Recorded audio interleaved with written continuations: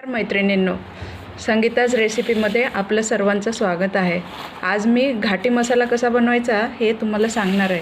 तर ह्या मी 2 किलो मिरच्या उन्हामध्ये कडक वाळवून घेतलेल्या आहेत आणि 2 दिवस चांगलं कडकडीत उन्हामध्ये वाळवलेल्या आहेत आणि नंतर ह्या आता भाजून घेतलेल्या आहेत. तर भाजून असं हे थंड करायला ठेवलं आहेत.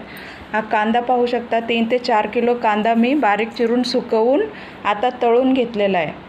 आणि हे खोबरं अर्धा किलो खोबरं आहे, ते मी खिसून चांगलं अगोदर खोबरं उन्हामध्ये सुकवलं होतं, नंतर हे चांगलं खिसून असं भाजून घेतलं आहे. आणि लसूण आहे, अर्धा किलो लसूण सोलून घेतले. आणि हे धणे 1 किलो धणे आहेत, हे मी आता जरासे भाजून घेतलेले आहेत. हे कसुरी मेथी 100 ग्रॅम. आणि आता गरम मसाला बघा, हे याच्यात मी भाजून मिक्स केलेला आहे. तर तुम्हाला मी गरम मसाला किती प्रमाणात घ्यायचा ते सांगते, तुम्ही पाहिजे तर लिहून घेऊ शकता. तर याला काळी मिरी 100 ग्रॅम लागलेली आहे, खसखस 100 ग्रॅम, बडीशेप 30 ग्रॅम, अख्खी हळदी 50 ग्रॅम, दालचिनी 50 ग्रॅम, लवंग 30 ग्रॅम, शहाजिरा 30 ग्रॅम, रामपत्री 30 ग्रॅम, लाल फूल 30 ग्रॅम, वेलची 40 ग्रॅम, चक्री फूल 30 ग्रॅम, दगडफूल 30 ग्रॅम, त्रिफल 20 ग्रॅम, जायफळ 2 घेतलेले आहेत, नाकेश्वर 25 ग्रॅम, तेजपत्ता 50 ग्रॅम, हराई इलायची 20 ग्रॅम, राई घेतलेली आहे 100 ग्रॅम, हिंग खडा पावडर असे खडे असतात पहा, हे असे खडे असतात हिंग पावडर खडाचे. थांबा मी तुम्हाला दाखवते. हे बघा, हे असे खडे असतात. तर हे 20 ग्रॅम घेतलेले आहेत. नंतर सुंठ 50 ग्रॅम घेतलेली आहे. खोबरा मी सांगितलंच तुम्हाला की अर्धा किलो खोबरा मी सुकवून भाजून घेतलेला आहे. नंतर कस्तुरी मेथी सांगितलेली की 100 ग्रॅम ही थोडीशी भाजून घेतलेली आहे. आणि हे सर्व पदार्थ मी असे मिक्स करून घेतलेले आहेत जिन्नस. तर आता हे मी वाटायला नेणार आहे. तर ह्याचा आता वाटायला नेताना कसं भाजून थंड करूनच घेऊन जायचे नंतर. आणि हे लसूण वगैरे आहे, लसूण खोबरं आणि हा सुका कांदा जो तळलेला आहे, हे मी आता मिक्सरवरती बारीक करून नेणार आहे का जेणेकरून आपला मसाला पूर्णच एकरूप आणि एकजीव होईल. वाटल्यानंतर याचे तुकडे तुकडे त्या मसाल्यामध्ये दिसणार नाहीत. तर हा सर्व मसाला मी आता वाटून आणणार आहे. तर फायनली मी मसाला वाटून आणलेला आहे, घाटी मसाला. तर मी तुम्हाला सांगायचं राहिलं की मी मिरच्या फक्त आपल्या लवंगी मिरचीच यूज केलेली आहे, 2 किलो लवंगी मिरची. तर बघा, 2 किलो लवंगी मिरचीचा मसाला हा सर्व काही जिन्नस घालून 5.5 किलोचा हा मसाला बनलेला आहे माझा. आता मी ह्या काचेच्या बरणीमध्ये भरून ठेवणार आहे, कारण मसाला ठेवायला नेहमी तुम्ही काचेच्याच भरण्या यूज करा, याच्यामध्ये मसाला खराब होत नाही, वर्षभर टिकतो. कारण स्टीलच्या वगैरे ॲल्युमिनियमच्या प्लास्टिकच्या बरणी भरला तर ते व्यवस्थित राहत नाही, टिकत नाही. त्यामुळे हमेशा ह्या काचेच्या बरण्याच तुम्ही वापरा. आणि मुळात म्हणजे दुसरं कारण हे आहे, मसाला आपला चांगला राहावा, टिकावा वर्षभर, म्हणून खराब होऊ नये. त्यामुळे काय करायचं की मसाला वाटून आणल्यानंतर हा खूप चांगल्यापणे थंड व्हायला पाहिजे. आता बघा, मी ह्या प्लेटमध्ये काढून ठेवला होता परातीत. तर हा आता थंड झालेला आहे. पण ह्याच्यामध्ये ज्या गुठळ्या आहेत ह्या अशाच न टाकता मी याला अशा फोडून घेणार आहे. फोडल्या गुठळ्या तरच हा चांगला राहतो, नाहीतर ह्या कडक होतात नंतर गुठळ्या, मग पुन्हा फोडायला खूप भारी पडतात आणि आपला मसाला खराब पण होऊ शकतो. त्यामुळे ह्या गुठळ्या पण आहे, ह्या फोडूनच व्यवस्थित भरायच्या. आणि कोणी म्हणतं की आमचा मसाला टिकत नाही. मला खूप जणी असं बोलतात की तुम्ही वर्षभर कसा मसाला ठेवता, काय नाही. तर मी त्यांना सगळं सांगते की असा मसाला बनवायचा, पण त्या बोलतात आमचा टिकतच नाही.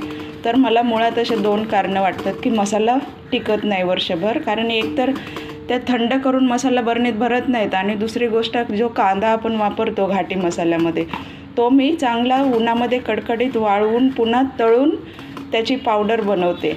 आणि जर तुम्ही असाच कच्चा जरासा असा ओलसर कांदा जर भाजून त्याच्यामध्ये डायरेक्ट टाकला तर ते पाणी थोडंसं तरी ओलावा असतोच त्याला, त्याच्यामुळे ते बुरशी वगैरे पकडू शकते मसाल्याला आणि मसाला टिकत नाही.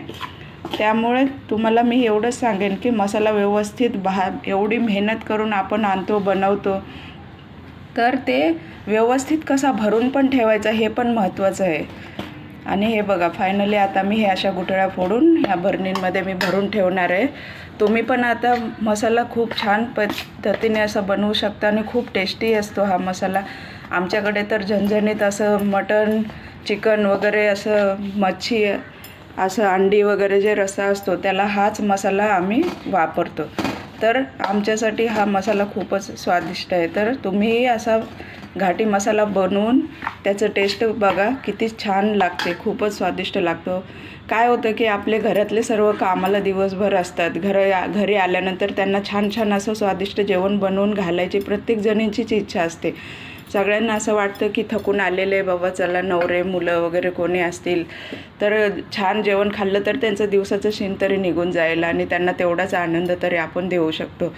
तोच मकसद आहे जास्त जेवण आपलं चांगलं बनवण्याच्या मागे आपल्याला. आणि निरोगी पण बाहेरचं काय न खाण्यात येणारं आपला घरगुती मसाला बनवला. तर मी तर बाहेरचा गरम मसाला वगैरे बिलकुल यूज करत नाही. चिकन मसाला वगैरे, गरम मसाला, मटन मसाला पॉकेट आणतच नाही. हाच मसाला मी यूज करते. तर तुम्ही असंच पद्धतीने बनवा आणि आपल्या घरच्यांना खुश ठेवा. छान छान असं स्वादिष्ट जेवण बनवून खाऊ घाला, तर खूप आनंद येतो. थोडा ह्या गरमीमध्ये आपल्याला त्रास होतोच. मेची गरमी आहे आणि एवढ्या मिरच्या वगैरे सुकवायच्या, भाजायच्या, न्यायच्या, खूप चॅलेंजिंग आहे. पण एकदा हा थोडासा त्रास सहन केला तर आपल्याला वर्षभर एकदम छान स्वादिष्ट असं मस्त झणझणीत जेवण खायला मिळणार आहे. तर मी आता माझं चॅनल नवीनच खोललं आहे मैत्रिणींनो. तर पहिलाच विचार केला की मी मसाल्याचंच का नाही टाकायला पाहिजे व्हिडिओ, म्हणून मी मसाला बनवत होते. तर मी डायरेक्ट हाच व्हिडिओ बनवला आणि विचार केला की सर्वांसोबत शेअर करते, ज्यांना कोणाला गरज असेल ते हे बनवू शकतात. तुम्हाला हा खरंच माझा मसाला आवडला असेल पद्धत, तर तुम्ही मला लाईक करा, शेअर करा आपल्या कुटुंबासोबत, मंडळीसोबत, आणि माझ्या चॅनलला सपोर्ट द्या. नवीन सबस्क्राईब करायला विसरू नका मंडळी. आणि तुमचीही काळजी घ्या. असं छान छान मस्त मेजवान्या बनवा. छान मसाला असेल तर कुठलीही भाजी छान बनू शकते. चला तर मग भेटूया नवीन दुसऱ्या रेसिपीमध्ये. तोपर्यंत मला रजा द्या. थँक्यू सर्वांनी माझा व्हिडिओ पाहिल्याबद्दल. धन्यवाद.